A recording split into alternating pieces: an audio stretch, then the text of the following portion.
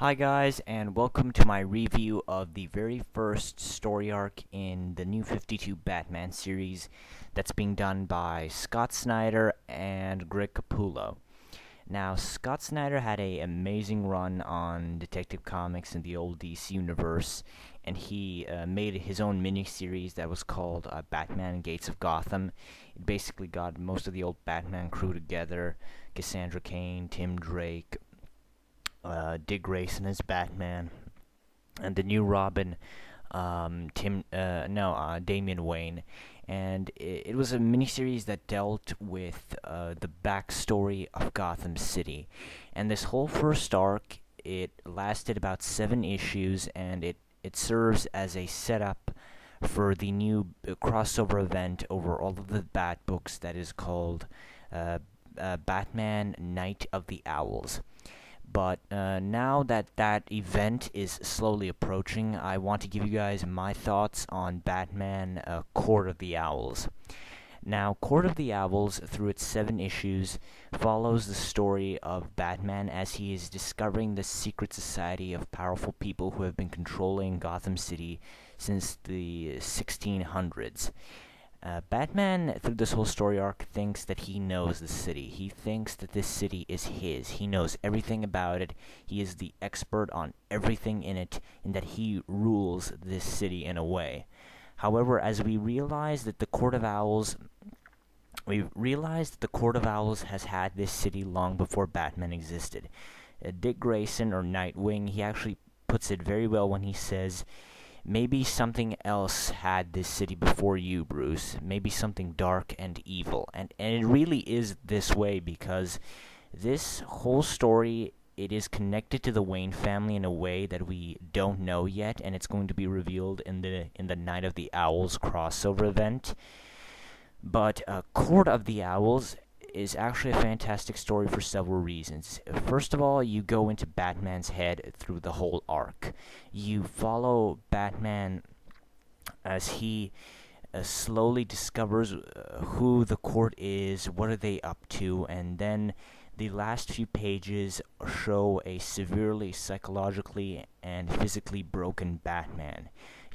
What is great about this whole arc is that you go into Batman's head through the good and bad, and in the last few issues, when Batman is completely mentally and physically exhausted, you are just in awe at how terrifying the Court of Owls, how terrible the court is, because these guys broke Batman. There have only been a few people that have ever, honest to God, beaten Batman. Like, the Black Glove tried to do the same thing to him, and it almost worked. Bane broke the bat. He broke Batman's back, literally.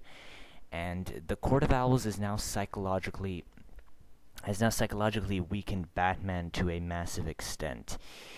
So the first issue basically starts up with a riot in Arkham City. In Arkham Asylum, sorry. And then you see Joker actually teaming up with Batman. We actually later found out that that was just Tim Drake using a brand new camouflage technology made by Wayne Industries. So the whole first issue basically acts as a setup book. We don't actually know the court until the second issue, which the second issue really doesn't have a lot of to do with Batman himself. It's more with Bruce Wayne trying to make a deal to restore Gotham to its former glory, and that's when Batman is attacked by Talon. He is the assassin who basically tries to kill Bruce Wayne's business partner, and then he tries to kill Bruce Wayne himself, and he almost succeeds. I mean, this Talon guy, he beats the shit out of Bruce. He stabs him all over the body, and he almost kills him right then and there. Batman is able to throw him off the building, and he's able to kill him. He's able to save himself, but also kill Talon in the process. But at the end of the second issue, we actually find out that Talon somehow survives, which actually implies that he has a healing factor. The third issue basically deals with Batman investigating the court further. He discovers that his ancestor, Alan Wayne, was incredibly paranoid of owls, that he always said that there are owls in the walls and that they've made nests in our houses and that they're looking at us, they're spying on us. A lot of people thought that he was just an insane man, but Bruce actually decides to do something about this, and he goes out to investigate old buildings in Gotham City. He soon finds out that his ancestor Alan Wayne was right and that the court really did have secret bases all over the city. When Bruce reaches a old 1990s base that basically has the current Talon, along with several masked members of the court, the entire building blows up, and that's where the fourth issue comes in. In the fourth issue, it starts out immediately where the third one left off. Batman is caught in a massive explosion in the building. Scott Snyder actually goes once again into Batman's head, and he's actually explaining to us the true effect of the tripwire. That the tripwire is not meant to harm your enemies. It is meant to scare the shit out of them. It is supposed to be like this small device that can just bring down buildings, and it is a device that is made to spread fear to your enemies. And I thought that was pretty cool.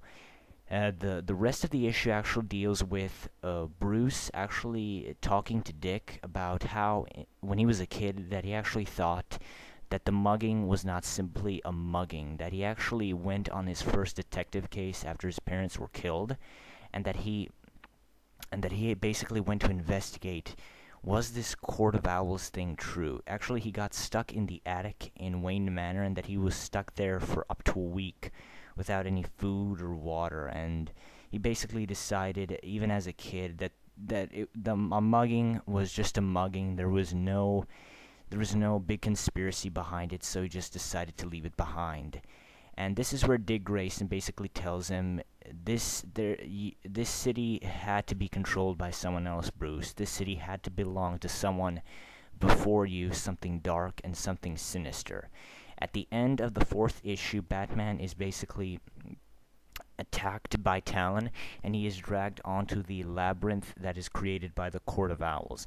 Now, the fifth issue is, in my opinion, the second to best, or probably the best issue out of this whole arc, because Batman has been stuck in this labyrinth for about 8 days. There has been no food, no water, no sleep for Batman, because he knows that Talon is everywhere, that if he lets his guard down even for a second, Talon will kill him. And the first panel basically shows Nightwing, Batgirl, Catwoman, and basically almost all of Batman's allies in Gotham trying to find him, and that the police officers are losing more and more hope that Batman is alive. And this whole issue is dedicated to showing just how human Batman is. He is not this invincible, omega powerful badass that cannot be harmed by anyone or anything. He is a human. He is fallible, and the Court of Owls has broken him in this issue. In the end, in this whole issue, they just keep breaking him, and in the end, when Talon finally sees his opportunity, he stabs Batman and finally attempts to kill him. And at the same moment, the bat signal breaks, and Damian Wayne just starts screaming at Jim Gordon to tell him to replace it, and in the end, he just gives up. I mean, if Damian Wayne is losing hope, and Damian Wayne is the most badass Robin that has ever existed, if Damian Wayne is losing hope for Batman, then something bad is definitely happening. The sixth issue is when Batman finally shows us that he really does know the city better than anyone else. He kicks Talon's ass after the Court of Owls attempts to attack him. He breaks their control over him. He defeats Talon, and while he's beating Talon up, he basically tells him, "You're nothing special. You're just a common criminal. A puppet. You're worthless. You are nothing, and I am Batman." And he just kicks Talon's ass and is able to escape out of the labyrinth. Then the head mistress of the Court of Owls, she basically kills Talon off because she knows that he is far too broken. She throws him into the water along with Batman, and she decides that the Court of Owls must awaken all of their talons, which they actually do at the end of the 6th issue. And the 7th issue is when Batman finally returns to his allies. He actually escapes. He is actually saved by a woman called Harper Row. She basically takes his and Talon's body. Batman tells her to leave him alone, implying that he met her before. So Batman basically tells her to leave him alone. He takes Talon's body back to Alfred, and when Batman finally sees the body, he's just like, "No, get him away from me, get him away from me." And you actually see Batman scared. These guys took Batman down to such a degree that he's actually scared of just the sight of Talon. And after that, we get an amazing story with Dick Grayson, which actually shows us that this Talon was actually Dick Grayson's great-grandfather, and that these guys found some way to reanimate the dead. They basically use ancient corpses over and over and over, wake them up and use them as their own assassins. And Dick's whole circus, it was just like a recruitment drive. Members of the court go to see young boys who they basically look at these young kids perform, and they basically decide this guy is going to be the next Talon. And then after an argument with Dick, Batman knocks one of Dick's teeth out and basically shows him that you were meant to be one of the Talons, but your parents were murdered, I adopted you, and I basically saved you from that horrible threat. And in the meantime, the Court of Owls basically begins its massive invasion. All of the other Talons have been awakened. They descend upon the city, basically starting the Night of the Owls story arc. And this whole story arc will have all of the Bat books involved. All-Star Western will deal with Jonah Hex fighting a Talon in the 1920s in the age of Alan Wayne and so on. Batgirl will fight a Talon, Nightwing will fight a Talon, Damian Wayne, Robin will also fight a Talon. I don't know if Tim Drake will, but I assume he will. Even Red Hood, or Jason Todd, the ex-second Robin turned vigilante, Red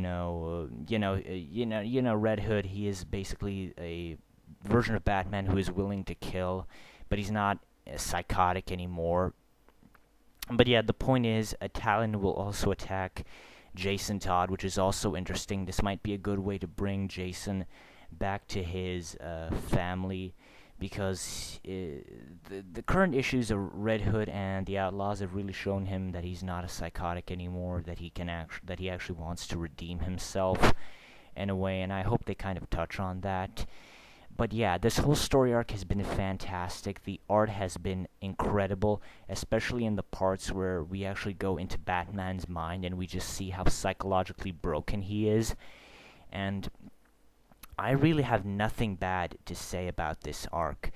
The only thing that was kind of weird was this chick Harper Row. We don't actually know her.